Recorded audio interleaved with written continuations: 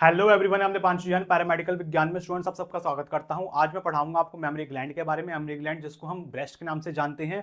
तो आपका देखो मेमोरी ग्लैंड होता क्या है। मेमोरी ग्लैंड आपके कितने होती हैं? 2 होते हैं। ये आपका स्ट्रक्चर दिख रहा होगा, ये इसका एनाटॉमिकल स्ट्रक्चर है मेमोरी ग्लैंड का। सब कुछ हम अच्छे से डिटेल में कवर करने वाले हैं। इसके अलावा आपको ब्रेस्ट मिल्क वगैरह सब कुछ आपको अच्छे से प्रॉपर्ली बताने वाला हूँ मैं। तो देखो मेमोरी ग्लैंड सबसे पहले ये जान लो कि ये 2 होते हैं, पेयर्ड होते हैं, 2 होते हैं। एक लेफ्ट में होता है, एक राइट में होता है। ठीक, मॉडिफाइड स्वेट ग्लैंड होता है, मतलब स्वेट ग्लैंड ही मॉडिफाई होकर आपका मेमोरी ग्लैंड बना हुआ है। एक्सेसरी ऑर्गन है हमारे फीमेल रिप्रोडक्टिव सिस्टम का। फीमेल का जो रिप्रोडक्टिव सिस्टम होता है उसका एक्सेसरी मतलब हेल्पिंग वाला ऑर्गन है ये। ठीक है, बेबी को फीड कराने में हेल्प करेगा। Also present in the male but in rudimentary form. तो ये जो मेमोरी ग्लैंड है जो है वो मेल में ही प्रेजेंट होता है, लेकिन कैसी फॉर्म में प्रेजेंट होता है? रूडिमेंट्री फॉर्म में, यानी कि अनडेवलप्ड फॉर्म मान लो आप कि वो डेवलप नहीं हो पाता। ठीक है, जबकि जो वुमेन होती है, जो लड़की होती है, उसमें वो डेवलप हो जाता है। कब डेवलप होगा? जब आपकी प्यूबर्टी आती है। ठीक है, तो प्यूबर्टी देखो कब आती है आपके अराउंड, हमने पढ़ा था 10 से 12 साल के बीच में, 12 साल के अराउंड वुमेन जो होती है उसमें प्यूबर्टी आती है। तो देखो ब्रेस्ट की डेवलपमेंट कैसे कैसे हो रही है। तो देखो during childhood breast are small and immature. तो बचपन जब बच्चा होगा तब क्या होगा? आपका ब्रेस्ट जो होता है फीमेल का वो स्मॉल होता है, इमेच्योर होता है। प्यूबर्टी के दौरान क्या होता है? Under the influence of oestrogen and progesterone. Puberty होगी तब क्या होगा? ईस्ट्रोजन प्रोजेस्टेरॉन जो है वो क्या करते हैं? वो आपके रिलीज होते हैं। आपको क्या कहते हैं? आपका जो ओवरी होती है उसके अंदर जो फॉलिकल्स होते हैं वो बनाते हैं आपका ईस्ट्रोजन। ठीक है, तो ईस्ट्रोजन प्रोजेस्टेरॉन जो है जो रिलीज होंगे वो क्या करते हैं? ब्रेस्ट को ग्रो करवाते हैं। साथ साथ क्या करते हैं? And develop to their mature size, और उसको मैच्योर करते हैं। ठीक है, जो ब्रेस्ट को डेवलप करवाएंगे और उसको जो हमने टिश्यू वगैरह देखे थे ना प्रॉपर, वो मैच्योर करवाएंगे ब्रेस्ट को। ड्यूरिंग प्रेगनेंसी, प्रेगनेंसी के दौरान क्या होगा? Oestrogen and progesterone level increases significantly. एक तो कब मैच्योर होगा? ये प्यूबर्टी के दौरान मैच्योर होगा। दूसरा, जब वुमेन को प्रेगनेंसी होती है उस दौरान भी आपका ईस्ट्रोजन और प्रोजेस्टेरॉन हार्मोन्स की इन्फ्लुएंस के अंदर उनके अंदर क्या होता है आपका? ये और भी ज्यादा डेवलप करते हैं। ठीक है, एक तो प्यूबर्टी के टाइम पे करेंगे, एक प्रेगनेंसी के टाइम पे दोबारा डेवलप और ज्यादा करते हैं। आफ्टर चाइल्ड बर्थ, अब जब प्रेगनेंसी के बाद जब चाइल्ड बर्थ हो जाती है तब क्या होता है? Anterior pituitary secrete prolactin. जो आपकी पिट्यूटरी ग्लैंड होती है उसमें आपके 2 पार्ट्स होते हैं, एंटीरियर पोस्टीरियर। एंटीरियर पिट्यूटरी क्या रिलीज करेगी? प्रोलैक्टिन रिलीज करेगी, जो कि स्टिमुलेट करेगा मिल्क के प्रोडक्शन को with in the alveoli of memory gland. तो मेमोरी ग्लैंड के अंदर एल्वियोलाई होते हैं, तो उस एल्वियोलाई से मिल्क को प्रोड्यूस करवाने का काम करता है कौन? आपका प्रोलैक्टिन। प्रोलैक्टिन कौन रिलीज करेगा? आपका एंटीरियर पिट्यूटरी। ठीक है, ये कब होगा? चाइल्ड बर्थ के बाद होगा। दूसरा काम क्या है आपका? पोस्टीरियर पिट्यूटरी का। पोस्टीरियर पिट्यूटरी क्या करेगी? ये सीक्रेट करेगी ऑक्सीटोसिन। ऑक्सीटोसिन जो हार्मोन है वो क्या करेगा? ये करवाएगा मायोएपिथेलियल सेल्स का कॉन्ट्रैक्शन। ठीक है, जो आपके मायोएपिथेलियल सेल्स हैं उसको कॉन्ट्रैक्ट करवाएगा, जिससे क्या होगा? जो कि आपका मायोएपिथेलियल सेल्स कहां पे प्रेजेंट होते हैं? आपके एल्वियोलाई को घेर के रखते हैं, अभी आपको दिखाऊंगा। तो वो क्या करते हैं? आपका मिल्क को इंजेक्ट कराने में आपके हेल्प करते हैं, आपके मिल्क को निकलवाने में, आपके डक्ट में भेजने में, पाइप में भेजने में आपका वो हेल्प करते हैं। व्हेन ब्रेस्ट फीडिंग सीजेस, जब आपकी ब्रेस्ट फीडिंग रुक जाती है, जब माँ बच्चे को दूध पिलाना बंद कर देती है, नर्सिंग करना बंद कर देती है, तब क्या होता है? Glandular tissue regresses. जो ग्लैंड के जो टिश्यू हैं वो रिग्रेस हो जाते हैं, मतलब आपके दोबारा क्या कहते हैं? डीजनरेट होना चालू कर देते हैं। And the breast return to its pre pregnancy state. और जो ब्रेस्ट है वो कैसी स्टेज में आ जाती है वापस? प्री प्रेगनेंसी स्टेज में वापस आ जाती है। तो इस दौरान क्या हो रहा है? मेमोरी ग्लैंड के साथ आपका ये चीजें हो रही हैं। ठीक है, चलो इसके बाद देखो। अब देखो जो ब्रेस्ट होती है उसकी लोकेशन क्या होती है। तो लोकेशन देखो, सबसे पहले लोकेशन समझती हैं। ये ब्रेस्ट जो है इसकी लोकेशन क्या होगी? Extend from the second to sixth rib. तो जो सेकंड रिब है उससे सिक्स्थ रिब तक होगी। तो ये देखो ये आपकी सेकंड रिब है, ये आपकी सिक्स्थ रिब है ना? तो सेकंड रिब से आपकी सिक्स्थ रिब तक, ये आपकी सेकंड रिब हो गई, ये सिक्स्थ रिब हो गई। इधर आपकी क्या प्रेजेंट होती है? ब्रेस्ट प्रेजेंट होती है। From the sternum medially to the mid axillary line. तो जो स्टर्नम है इधर से लेके आपका जो ब्रेस्ट बोन होती है, स्टर्नम से लेके आपकी मिड एक्सिलरी लाइन तक, ये आपकी मिड एक्सिलरी लाइन होती है। ठीक है, तो ये आपकी मिड एक्सिलरी लाइन है, इधर तक आपकी क्या होगी है? ब्रेस्ट होती है। ठीक, over the pectoralis major muscle किसके ऊपर होगी? ब्रेस्ट जो है आगे है, वेंट्रली है चेस्ट पे। ठीक है, आगे की तरफ है, वेंट्रली है, लेकिन कौन सी मसल के ऊपर होगी? Pectoralis major muscle. तो आप ये देखो, ये आपकी मसल है पेक्टोरालिस मेजर मसल, इधर इसके जस्ट आगे आपके क्या है, पूरा मेमोरी ग्लैंड है। ठीक, अब इसमें आपको एक टर्म और देखने को मिलेगी, retro memory space. Retro memory space देखो क्या होता है, आपकी जो ब्रेस्ट होती है ना वो प्रॉपर्ली मूव कर पाती है। ठीक है, आपकी ब्रेस्ट जो है वो प्रॉपर्ली मूव कर पाती है आपकी चेस्ट वॉल पे। तो मूव कैसे कर पाती है, देखो इसी स्पेस के through. Layer of loose connective tissue, एक लूज कनेक्टिव टिश्यू की लेयर होती है जो कि सेपरेट करती है ग्लैंडुलर टिश्यू को, मतलब कि ये मेमोरी ग्लैंड है उसको, आपका जो ब्रेस्ट है उसको सेपरेट करेगी। किससे सेपरेट करेगी, पेक्टोरालिस मेजर मसल से सेपरेट करेगी। ठीक है, तो आपकी ये पेक्टोरालिस मेजर मसल है, ये आपका मेमोरी ग्लैंड है। ठीक है, इसके बीच में आप ये देख सकते हो ये स्पेस दिख रहा है, ये स्पेस क्या है आपका, रेट्रो मेमोरी स्पेस है। ठीक है, जिससे आपकी ब्रेस्ट जो होती है प्रॉपर्ली फ्रीली मूव कर पाती है चेस्ट वॉल पे। ठीक है, चलो जी, इसके बाद देखो स्ट्रक्चर ऑफ मेमोरी ग्लैंड। अब मेमोरी ग्लैंड के स्ट्रक्चर को हम एक एक करके प्रॉपर्ली समझने वाले हैं एनिमेशन की हेल्प से। ठीक है, तो देखो सबसे पहले आप समझो निप्पल और एरियोला। ठीक है, देखो निप्पल और एरियोला क्या होता है, तो कुछ इस तरीके से समझो, ये आपका ब्रेस्ट है, इसमें ये आपको देखने को मिल रहा है, ये क्या है, निप्पल है। ठीक है, ये क्या है, निप्पल है। इस निप्पल के जस्ट सराउंडिंग में आपको क्या देखने को मिलता है, एक स्ट्रक्चर थोड़ा सा आपका उभरा हुआ साइड में और देखने को मिलता है, जिसको हम क्या बोलते हैं, एरियोला बोलते हैं। ठीक है, तो ये दोनों चीजें होती हैं निप्पल और एरियोला, पहले इसको बारे में पढ़ते हैं। ठीक है, ये एक्सटर्नल स्ट्रक्चर है। तो देखो निप्पल क्या होता है, निप्पल कॉनिकल, थोड़ा कॉनिकल स्ट्रक्चर देखने को मिल सकता है या फिर सिलेंड्रिकल स्ट्रक्चर देखने को मिल सकता है। Projected at the centre of the breast, breast के बिल्कुल सेंटर में पाया जाएगा। Contains opening of 50 to 20 lactiferous duct which deliver milk. इसमें क्या होगा, 15 से 20 लैक्टिफेरस डक्ट्स होती हैं जो कि क्या करती हैं, मिल्क को डिलीवर करती हैं। अभी आपको दिखाता हूं। ठीक है, डक्ट होती हैं लैक्टिफेरस डक्ट, जो कि पर्टिकुलरली सिंगल सिंगल इधर ओपन होंगी। ठीक है, यानी कि एक साथ एक जगह वो इकट्ठे होंगी फिर वो ओपन होंगी, नहीं, वो भी सिंगल सिंगल इधर ओपन हो रही हैं। एरियोला के बारे में पढ़ते हैं। एरियोला जो सराउंड करके रख रहा है इसको, circular area surrounding the nipple. तो सर्कुलर एरिया होता है, सर्कल में देखा हमने। ठीक है, निप्पल को सराउंड करके रखता है। कंटेन सीबेशियस ग्लैंड्स, इस एरियोला में क्या प्रेजेंट होगा, आपके सीबेशियस ग्लैंड्स प्रेजेंट होते हैं, ये सीबेशियस ग्लैंड्स प्रेजेंट होंगे। ठीक है, जो कि क्या करते हैं, ऑयली सब्सटेंस सिक्रीट करते हैं ताकि लुब्रिकेट कर पाए और प्रोटेक्ट कर पाए निप्पल्स को जब ब्रेस्ट फीडिंग करता है बच्चा।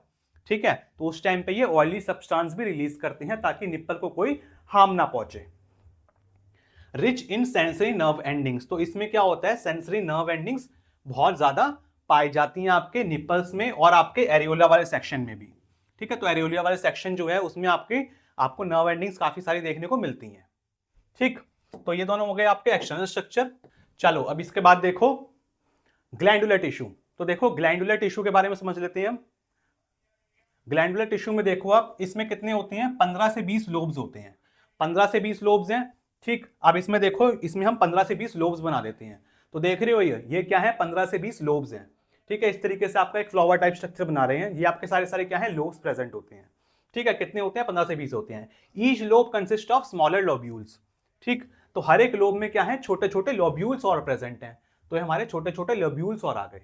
ठीक, विच कंटेन एल्वियोलाई, इसमें क्या प्रेजेंट होता है, एल्वियोलाई प्रेजेंट होता है। जैसे लंग्स में एल्वियोलाई प्रेजेंट होता है वैसे ही इसमें भी एल्वियोलाई प्रेजेंट होता है। लेकिन ये जो एल्वियोलाई है ये आपका क्या रिलीज करता है, मिल्क को रिलीज करता है, मिल्क सिक्रेटिंग यूनिट, जो कि क्या है, मिल्क सिक्रेटिंग यूनिट है हमारे मेमोरी ग्लैंड की। अब देखो एल्वियोलाई के बारे में देख लेते हैं।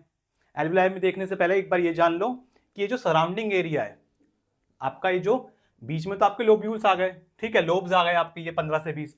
इसको जो सराउंड करके रख रहा है, ये वाला जो येलो येलो आपको कलर दिख रहा है, ठीक है, इसमें आपका क्या प्रेजेंट होता है, आपके फाइब्रस कनेक्टिव टिश्यू प्रेजेंट होते हैं और आपके फैटी टिश्यू प्रेजेंट होते हैं। ठीक है, अब चलते हैं हम एल्वियोलाई पे। तो देखो अब एल्वियोलाई देखते हैं। एल्वियोलाई हमने थोड़ा जूम करके देख लिया। तो देखो आपका ये एल्वियोलाई है, इसको एक बार आपको ध्यान से समझाता हूं। Alveoli composed of specialised epithelial cells called lactocytes. तो एल्वियोलाई में आपका क्या प्रेजेंट होते हैं, छोटे छोटे आपके स्पेशलाइज्ड एपिथेलियल सेल्स प्रेजेंट होते हैं, जिसको हम क्या बोलते हैं, लैक्टोसाइट्स बोलते हैं। तो देखो लैक्टोसाइट्स बना लेते हैं हम। ये हमारे क्या है, लैक्टोसाइट्स हैं। ठीक है, इसको क्या बोलेंगे हम, लैक्टोसाइट्स बोलेंगे, जो कि क्या रिलीज करेंगे, responsible for synthesising and secreting milk during lactation. जब लैक्टेशन होगी तब क्या करेगा ये लैक्टोसाइट, आपका मिल्क को रिलीज करेगा। ठीक है, तो ये लैक्टोसाइड्स ही आपका मिल्क रिलीज करते हैं। और इस आपकी जो आपकी एल्वुलाई है, इस एल्वुलाई, ये जो एल्वुलाई है वो उसको कौन कवर करके रखेगा? मायो एपिथेलियल सेल्स उसको कवर करके रखती हैं। तो देखो एक लेयर बना लेती है मायो एपिथेलियल सेल्स की, ठीक है, ये आपकी मायो एपिथेलियल सेल्स प्रेजेंट होते हैं जो कि इसको सराउंड करके रखेंगे पूरे एल्वुलाई को, ठीक है, जो कि कॉन्ट्रैक्ट करते हैं under the influence of oxytocin. तो जब ऑक्सीटोसिन रिलीज होता है तब क्या होता है, ये जो मायो एपिथेलियल सेल्स हैं वो इसको कॉन्ट्रैक्ट करवाते हैं ताकि जो मिल्क जो सिक्रीट हुआ है वो आपके आगे डक्ट में पास हो जाए, ठीक है, expel milk into the duct. तो आपके जो लैक्टोसाइड्स ने जो इधर मिल्क सिक्रीट करा, इधर आपका जो मिल्क खट्टा हुआ, ठीक है, ये आपके लैक्टोसाइड्स हैं, लैक्टोसाइड्स ने इधर मिल्क सिक्रीट कर दिया, ठीक है, इधर आपका मिल्क आ गया, ठीक। मिल्क आने के बाद क्या होगा, अब ये मायो एपिथेलियल सेल्स क्या करेंगी, इस मिल्क को आगे डक्ट में पास करवाएंगे, कॉन्ट्रैक्ट करवाएंगे जब आपका ऑक्सीटोसिन रिलीज होगा, ठीक है, ऑक्सीटोसिन हार्मोन के इन्फ्लुएंस में ये काम करेंगे इस तरीके से। तो ये आपके सारे एक एक पार्ट होते हैं आपके मेमोरी ग्लैंड के। अब इसके बाद देखो ये स्ट्रक्चर आपका, इस स्ट्रक्चर में एक बार देख लेते हैं। तो आपका ये मेमोरी ग्लैंड है, मेमोरी ग्लैंड में देख सकते हो आपका छोटी सी यूनिट क्या है, ये एल्वुलाई है, ठीक है, एल्वुलाई आप देख सकते हो, एल्वुलाई के अंदर आपके क्या, ये पूरा आपका एल्वुलाई बोलोगे, छोटे छोटे इसके अंदर क्या है, एल्वुलस है। एल्वुलस में बेसिकली क्या होता है आपके, ये सेल्स प्रेजेंट होते हैं जिसको हम लैक्टोसाइड्स बोलते हैं। लैक्टोसाइड्स को सराउंड करके कौन रखता है, आपकी मायो एपिथेलियल सेल सराउंड करके रखती हैं। और इसके बाहर क्या जा रही है, आपकी ब्लड वेसल जा रही है, आपकी कैपिलरी जा रही है। तो आपके जो भी न्यूट्रिएंट्स वगैरह आपके मिल्क में चाहिए वो इस ब्लड से अंदर चले जाते हैं, आपके मिल्क में वो मिल जाते हैं, ठीक है। तो न्यूट्रिएंट्स आपका पूरा न्यूट्रिएंट से भरा होता है आपका पूरा मिल्क, ठीक। तो इसको अब ध्यान से देखते हैं इस वाले पार्ट को। तो देखो लैक्टिफेरस डक्ट्स को देख लेते हैं अच्छे से। Milk produce in the alveoli, ध्यान से समझना, milk produce in the alveoli is transported to intralobular duct. तो मिल्क जो भी प्रोड्यूस हुआ, अब मिल्क का आपको फ्लो बताऊंगा इसके बाद में, पहले थोड़ा सा जान लो, सबको कलेक्ट करके फिर एक छोटा सा चार्ट टाइप देखेंगे ताकि आपको समझ में आ जाए। तो milk produce in the alveoli is transported to intralobular duct. जो भी एल्वियोलाई ने मिल्क प्रोड्यूस करा, सबसे पहले वो कहां पे ट्रांसपोर्ट होगा, आपके इंट्रालोब्यूलर डक्ट में, और उसके बाद वो कहां पे जाएगा, इंटरलोब्यूलर डक्ट में, which then merge into lactiferous duct, जो कि सारी की सारी आपस में मिल्क के किस में चली जाएंगी, आपके लैक्टिफेरस डक्ट में चली जाएंगी। तो ये डक्ट कौन सी है आपकी, ये आपकी लैक्टिफेरस डक्ट है, ठीक है। और ये वाली जो डक्टाइल आपको दिख रही है ये क्या है, आपकी इंटरलोब्यूलर वाली है ये, ठीक है, ये वाली आपकी इंटरलोब्यूलर डक्ट है, ठीक है। तो ये सबके सब आगे जाके आपके लैक्टिफेरस डक्ट में मिल जाएंगे। Before opening into the nipple, onto the nipple, the lactiferous duct expand into lactiferous sinus which temporarily store milk. अब क्या है, मैंने आपको बताया था स्टार्टिंग में काफी सारी 15 से 20 लैक्टिफेरस डक्ट जो होती हैं वो ओपन होती हैं आपके निप्पल्स पे, ठीक है, मैंने बताया था सेपरेटली सबके सब ओपन होती हैं। तो देखो इसको समझ लेते हैं जरा एक बार।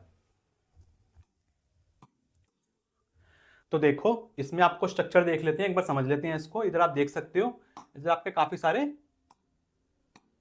लोब्स हैं, ये आप देख सकते हो, आपका ये एक लोब है, ऐसे ये दूसरा लोब है, ये तीसरा लोब है। ये आपको ये क्या दिख रही है, ये क्या है आपकी, ये आपकी लैक्टिफेरस डक्ट है, ठीक। लैक्टिफेरस डक्ट है, मैंने बताया था आपको सेपरेटली सबके सब आपके निप्पल पे ओपन होती हैं, ठीक। अब ये आपकी ओपन होने से पहले ये भी क्या होता है, एक टेम्परली इधर स्टोर होंगी, कहां पे, आपके लैक्टिफेरस साइनस में। ये जो आपका बल्ब लाइक स्ट्रक्चर इधर देख रहे हो, ये क्या है आपका, ये लैक्टिफेरस साइनस है, जिसको हम क्या बोलते हैं, एम्पुला भी बोलते हैं। ये एम्पुला भी होता है जो कि इसको टेम्परली स्टोर करके रखता है। जो भी आपका मिल्क लैक्टिफेरस डक्ट लेके आ रही है उसको टेम्परली स्टोर करेगा।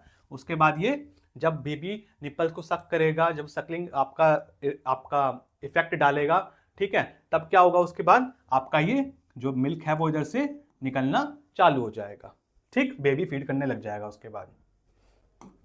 तो ये था इसकी सारी आपकी एनाटॉमी। अब देखो एक बार मिल्क का फ्लो देख लेते हैं हम, ताकि आपको शॉर्ट में एक बार याद रहे। तो देखो अब देखते हैं मिल्क के बारे में, मिल्क का फ्लो अब बता रहा हूं आपको प्रॉपर्ली, कैसे कैसे आपका मिल्क रिलीज होता है। सबसे पहले देखो एल्वियोलाई, एल्वियोलाई में आपके जो लैक्टोसाइड्स होते हैं वो क्या करते हैं, मिल्क को प्रोड्यूस करते हैं। अब आपका एल्वियोलाई से आपका मिल्क कहाँ पे जाएगा, आपके इंट्रालोब्यूलर डक्ट में, देन आपका जाएगा इंटरलोब्यूलर डक्ट में, देन इसके बाद जाएगा आपके लैक्टिफेरस डक्ट में।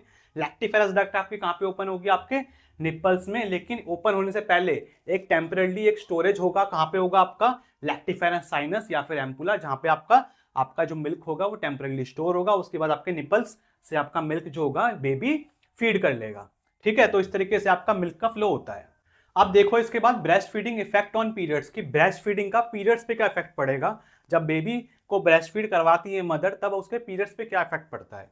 तो prolactin induces suppression of GnRH. तो सबसे पहले क्या होगा, प्रोलैक्टिन की वजह से जो जीएनआरएच है वो सप्रेस हो जाएगा। हाइपोथैलेमस से रिलीज होता है आपका जीएनआरएच, जीएनआरएच क्या करेगा, एलएचएफएसएच रिलीज करेगा। अब आपका किससे करवाएगा एलएचएफएसएच रिलीज, आपके पिट्यूटरी ग्लैंड से। तो आपका जीएनआरएच जब सप्रेस हो गया तो आपका एलएचएफएसएच सप्रेस हो जाएंगे, वो रिलीज नहीं होंगे। वो रिलीज नहीं होंगे तो आपका ओव्यूलेशन नहीं होगा, ओव्यूलेशन नहीं होगा तो आपके पीरियड्स नहीं होंगे, जिसकी वजह से क्या होगा, टेम्परेरी एमनोरिया हो जाता है वुमन को, यानी कि पीरियड्स आना कुछ टाइम के लिए बंद हो जाते हैं और एनोव्यूलेशन हो जाती है। मतलब ओव्यूलेशन मतलब एग रिलीज नहीं होता ओवरी से, एग रिलीज नहीं होगा तो आगे पीरियड्स वगैरह नहीं होंगे। ठीक है, यानी कि बेबी का फॉर्मेशन वो नहीं कर पाएगी जब तक।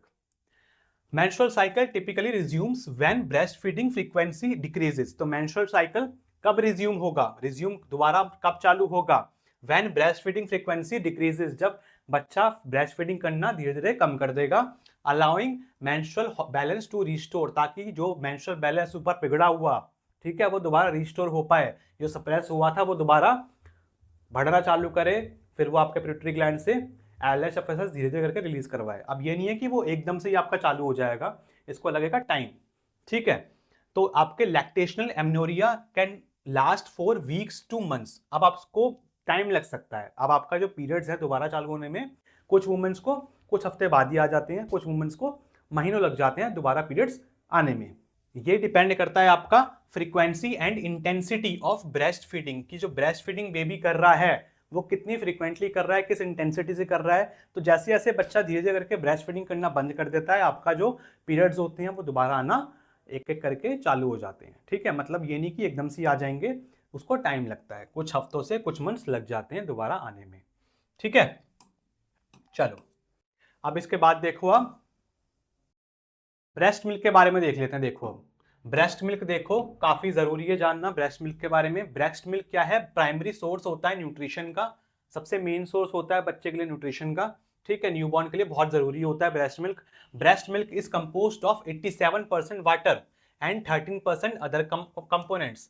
ठीक है, तो इसमें क्या है, 87% तो वाटर ही होता है ताकि बच्चे को पानी की कमी ना हो, बाकी 13% क्या होगा, बाकी कंपोनेंट्स होंगे, जैसे कि आपका carbohydrate, protein, fat, vitamin, minerals, immune factors, enzymes, आपके हार्मोन्स, ये सब चीजें इसमें प्रेजेंट होती हैं। तो देखो कार्बोहाइड्रेट्स में क्या होगा, आपका सबसे मेन क्या है, लैक्टोज प्राइमरली इसमें ज्यादा प्रेजेंट होता है, जो कि बच्चे को क्या करता है, एनर्जी प्रोवाइड कराता है और कैल्शियम एब्जॉर्प्शन करने में भी हेल्प करता है। ठीक, इसके अलावा जो प्रोटीन है, दो तरीके के प्रोटीन इसमें ज्यादातर देखने को मिलते हैं, केसिन और वे प्रोटीन। केसिन क्या करेगा, डाइजेशन में हेल्प करेगा, कैल्शियम को एब्जॉर्ब करवाने में हेल्प करेगा। वे प्रोटीन क्या करता है, लैक्टाल्ब्यूमिन और इम्यूनोग्लोबुलिन प्रोवाइड करता है इम्यूनिटी के लिए। ठीक है, ताकि बच्चे को इम्यूनिटी मिल पाए।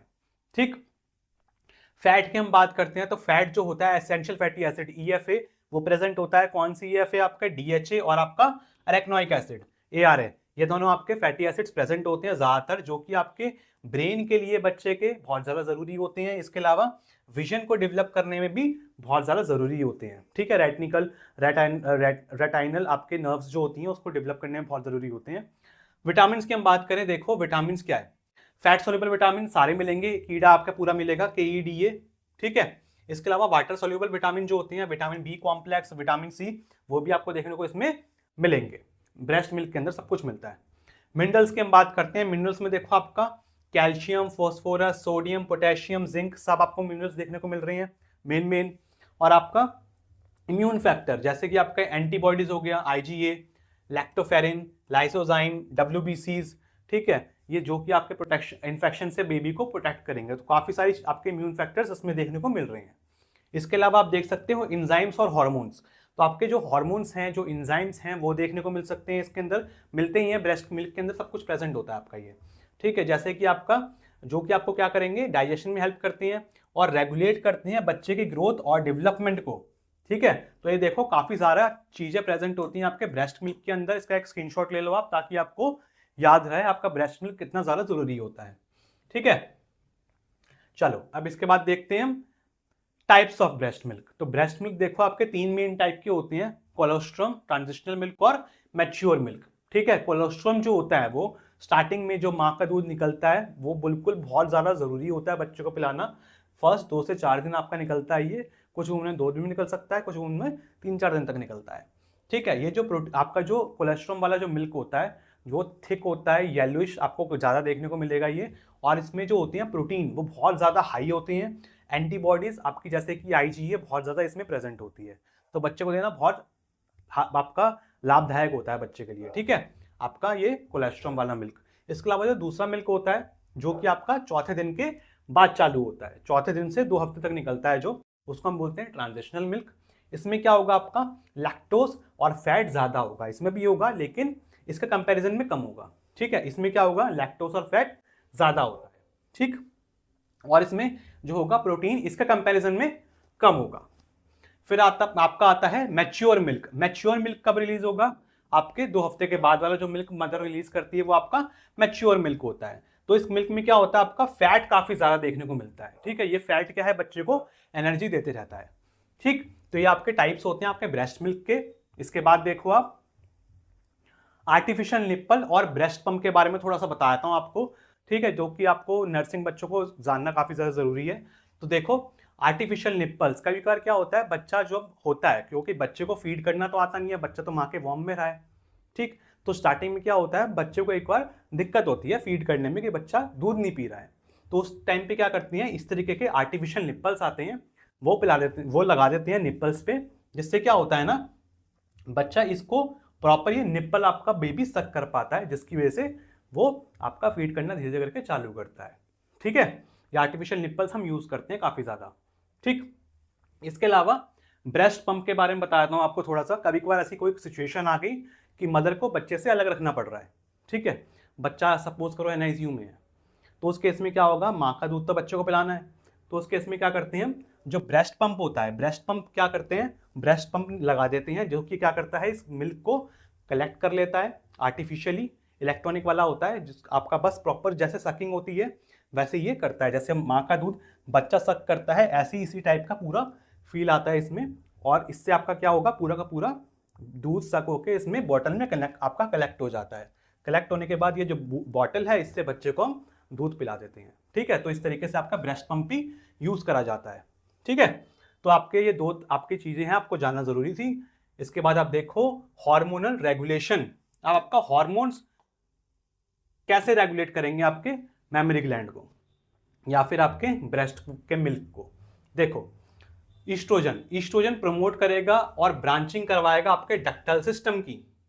ठीक है, डक्टल सिस्टम की जो डक्ट्स वगैरह बन रही हैं उसको प्रमोट कर रहा है, उसकी ग्रोथ करवा रहा है। Specially during puberty and pregnancy. कब करवाएगा, प्यूबर्टी के दौरान और प्रेगनेंसी के दौरान। ठीक, क्योंकि प्यूबर्टी के टाइम भी क्या होता है, आपका एस्ट्रोजन हाई होता है। ठीक है, उसके अलावा जब प्रेगनेंसी होती है, जब आपका कॉर्पस ल्यूटियम बनता है, तो आपका प्रोजेस्टेरोन रिलीज करता है और ईस्ट्रोजन रिलीज करता है। तो ईस्ट्रोजन वो क्या करवाएगा, इसका प्रेगनेंसी के टाइम पे भी इसको ग्रोथ करवाता है। ठीक है, अब आते हैं प्रोजेस्टेरोन पे। Progesterone stimulate alveolar and lobular development. क्या करवाता है, एल्वियोलर मतलब जो एल्वियोलाई वगैरह हैं उसको डेवलप करवाएगा, लोब्स जो हैं उसको प्रॉपर डेवलप करवाएगा। प्रोलैक्टिन जो कि आपका एंटीरियर पिट्यूटरी से सिक्रीट होता है, वो क्या करवाएगा, इनिशिएट करवाएगा, शुरुआत करवाएगा मिल्क की। ठीक है, मिल्क के प्रोडक्शन की, जो मिल्क है उसको प्रोड्यूस करवाने का काम करेगा कौन, आपका प्रोलैक्टिन। इसी के साथ आप देखो ऑक्सीटोसिन। ऑक्सीटोसिन क्या करता है, जो कि आपका पोस्टीरियर पिट्यूटरी से रिलीज होता है, ये क्या करता है, मायोएपिथेलियल सेल्स को कॉन्ट्रैक्ट करवाता है। अभी हमने स्टार्टिंग में पढ़ा था, मायोएपिथेलियल सेल्स कॉन्ट्रैक्ट करते हैं, जिसकी वजह से आपका मिल्क वो रिलीज करवाता है आपके कहाँ पे, आपके लैक्टिफेरस डक्ट्स में रिलीज करवाता है। ठीक है, तो मिल्क को ये इजेक्ट करवाएगा, ठीक है, निकलवाएगा, ताकि वो डक्ट में जाए, डक्ट से फिर आपके आगे साइनस में जाके इकट्ठा हो, उसके बाद बेबी जब उसको सक करे तब आपका वो मिल्क बेबी में ट्रांसफर हो जाए। Human placental lactogen. तो आपके जो HPL होता है, ये भी आपका एक हार्मोन ही है, प्लेसेंटा से निकलता है। ये क्या करता है, इनहेंस करता है ब्रेस्ट को, आपके जो ब्रेस्ट है उसके डेवलपमेंट को इनहेंस करेगा और ज्यादा बढ़ाएगा, कब, प्रेगनेंसी के दौरान। ठीक है, तो ये सारा काम होते हैं आपके हार्मोन्स के, जो कि आपके ब्रेस्ट को इस तरीके से रेगुलेट करते हैं। ठीक, अब इसके बाद लास्ट में आप देख low blood supply, lymphatic drainage और नर्व सप्लाई। तो ब्लड सप्लाई देखो मेमोरी ग्लैंड को कौन दे रहा है, आर्टरियल सप्लाई कौन दे रहे हैं, इंटरनल और लेटरल थोरेसिक आर्टरी, ठीक, इंटरकोस्टल आर्टरीज, ये आपके 3 आर्टरीज हैं जो कि आपके मेमोरी ग्लैंड से आपको ब्लड दे रही है मेमोरी ग्लैंड को। और वेनस ड्रेनेज कौन करेगा, मतलब कि डीऑक्सीजनेटेड ब्लड कौन लेके जाएगा, आपका एक्सिलरी वेन और इंटरनल थोरेसिक वेन और आपका इंटरकोस्टल वेन्स, ये तीनों वेन्स आपकी क्या करती हैं, ब्लड लेके जाती हैं।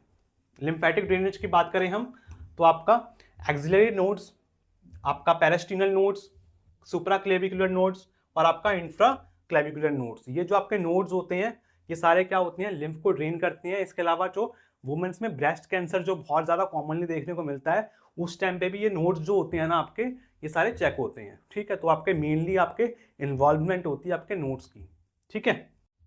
इसके अलावा देखो आप नर्व सप्लाई, तो नर्व सप्लाई में आपका एंटीरियर और lateral cutaneous branches of the 4th to 6th intercostal nerves, तो आपके जो 4th, 5th, 6th intercostal nerves होती हैं वही इधर नर्व सप्लाई करती हैं, ठीक है। तो ये आपके 3 हैं, blood supply, lymph drainage, nerve supply, इसको याद कर लेना शॉर्ट में, याद करने वाली चीज ये, समझने वाली चीज नहीं है ये, ओके। तो स्टूडेंट्स ये था हमारा आज का लेक्चर आपके ब्रेस्ट के बारे में, मेमोरी ग्लैंड के बारे में। आई होप कि आपको समझ में आया होगा पूरा लेक्चर अच्छे से। अगर वीडियो आपको अच्छी लगे तो वीडियो को लाइक करना, चैनल पर अगर पहली बार आए तो चैनल को सब्सक्राइब कर लो। मिलते हैं बहुत जल्दी नेक्स्ट वीडियो में, तब तक के लिए बाय बाय।